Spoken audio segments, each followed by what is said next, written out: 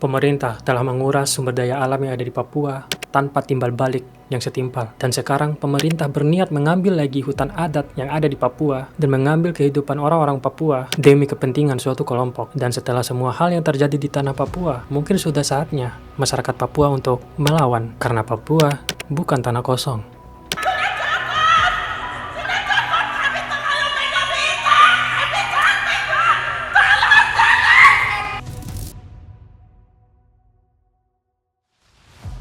Beberapa waktu belakangan ini muncul sebuah film yang bernarasi tentang perlawanan masyarakat adat Papua kepada pemerintah karena pemerintah mengambil alih hutan sebesar 2,5 hektar dengan begitu saja, dengan cara dirampas. Film tersebut berjudul Pesta Babi. Saat mengetahui judul dari film ini, gue kepikiran cuy, kenapa judulnya Pesta Babi? Ada apa di dalamnya? Dan kenapa banyak kegiatan nonton bareng dibubarkan? Karena banyaknya kontroversial tentang film ini, hal tersebut malah meningkatkan rasa ingin tahu aku apa isi film tersebut. Dan hari Minggu kemarin ada kegiatan nonton bareng di Jakarta Selatan. Karena gue kepo ya udah gue pergi ke sana dan cari tahu apa isi film tersebut. Secara garis besarnya sih, film ini bercerita tentang bagaimana kegiatan perlawanan dari masyarakat adat Papua terhadap hutan adat mereka yang diambil oleh pemerintah. Karena pemerintah akan mengambil sekitar 2,5 hektar hutan yang ada di Papua untuk dijadikan lahan pertanian dan perkebunan sesuai dengan Proyek Strategis Nasional atau PSN. Nah, seperti biasa nih, ketika ada narasi, suatu karya atau isu yang mengkritik bagaimana kebijakan pemerintah,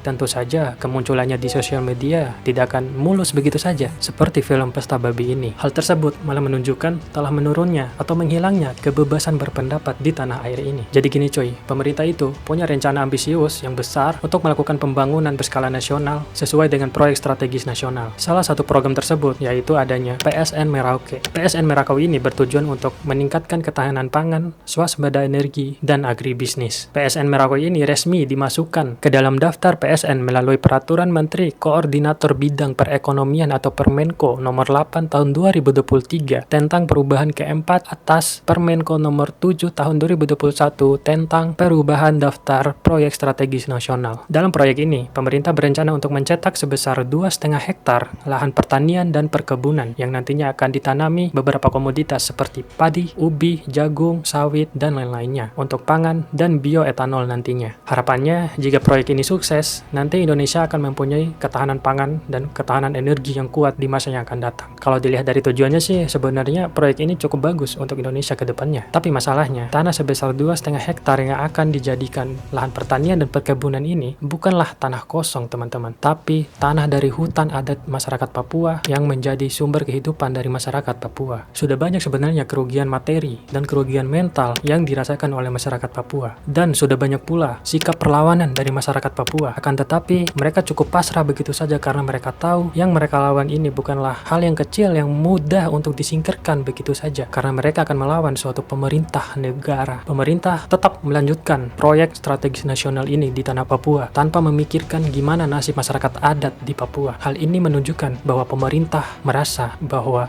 Papua hanyalah tanah kosong. Ya, kalian bisa bayangin sendiri cuy.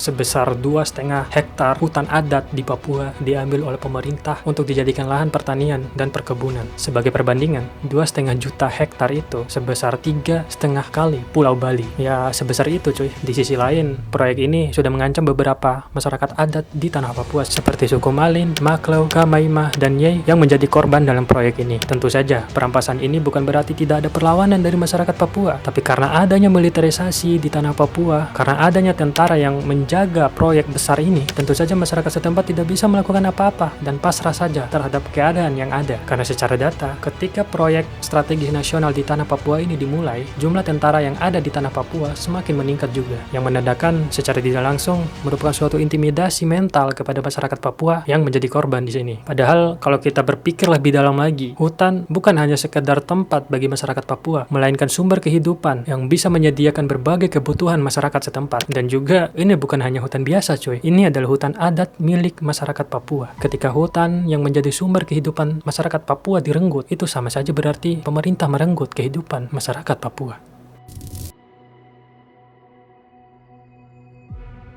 tidak berhenti pada perampasan hutan yang ada di Papua. Setelah merampas hutan adat dari masyarakat Papua tersebut, apa yang pemerintah lakukan? Pemerintah melakukan deforestasi besar-besaran terhadap hutan adat tersebut. Pemerintah menebang kayu-kayu, pohon-pohon yang ada hutan tersebut dan mencetaknya menjadi lahan pertanian dan perkebunan. Dengan adanya deforestasi hutan adat di tanah Papua ini, hal tersebut dapat menyebabkan berkurangnya warisan budaya, benda, dan non-benda di Indonesia. Selain itu, kegiatan deforestasi pada Papua ini akan menambah angka deforestasi nasional di Indonesia. Di Indonesia sendiri, angka deforestasi semakin meningkat nih dari tahun ke tahun. Tahun 2004, sudah hampir 200.000 hektar terjadi deforestasi, yang diikuti tahun 2025 yang semakin meningkat. Jika dilihat secara global, Indonesia bertengger di peringkat 5 besar dunia yang kehilangan tutupan pohon sepanjang 20 tahun terakhir, menurut data World Resource Institute atau WRI pada tahun 2025. Dan kini, proyek deforestasi terbesar di Indonesia sedang berlangsung di tanah Papua yang akan menjadi sejarah kerusakan lingkungan terbesar di Indonesia. Dalam beberapa tahun terakhir, masalah utama yang menjadi fokus pemerintah yaitu masalah ketahanan pangan dan energi. Dan tentu saja, solusi utama yang ditawarkan pemerintah tentu saja food estate. Tapi masalahnya, food estate selama ini mempunyai track record yang buruk, teman-teman, dan malah menimbulkan masalah lingkungan dan masalah sosial. Pada era Pak Soeharto sampai era Pak Jokowi, lahan produktif yang berhasil dicapai rata-rata hanya di bawah 10% dari total lahan yang dibuka. Padahal proyek ini butuh biaya yang besar dan menguras APBN. Memang betul, untuk meningkatkan produktivitas pangan, kita harus meningkatkan lahan pertanian dan perkebunannya. Tapi jika dilihat dari sejarah, apakah solusi ini berhasil? Tidak. Pada tahun 2025 saja yang hanya sekitar 1,2 juta hektar food estate relatif gagal. Sekarang malah scale up ke angka 2,5 juta hektar. Apakah ini merupakan langkah yang logis? Tentu tidak. Sebenarnya, pemerintah seharusnya jangan hanya berpikir untuk menambah lahan pertanian dan perkebunan saja untuk meningkatkan produksi pangan, tapi pemerintah harus fokus bagaimana meningkatkan efisiensi produktivitas lahan yang sudah ada di Indonesia ini yang sebenarnya sudah cukup luas. Banyak cara untuk meningkatkan efisiensi produksi, seperti meningkatkan riset di bidang pertanian, serta penggunaan teknologi dalam proses pertaniannya. Dengan melihat cara pemerintah sekarang, pemerintah seakan buru-buru untuk mencapai ketahanan pangan tersebut, dan kita semua tahu, semua yang terburu-buru tidaklah baik.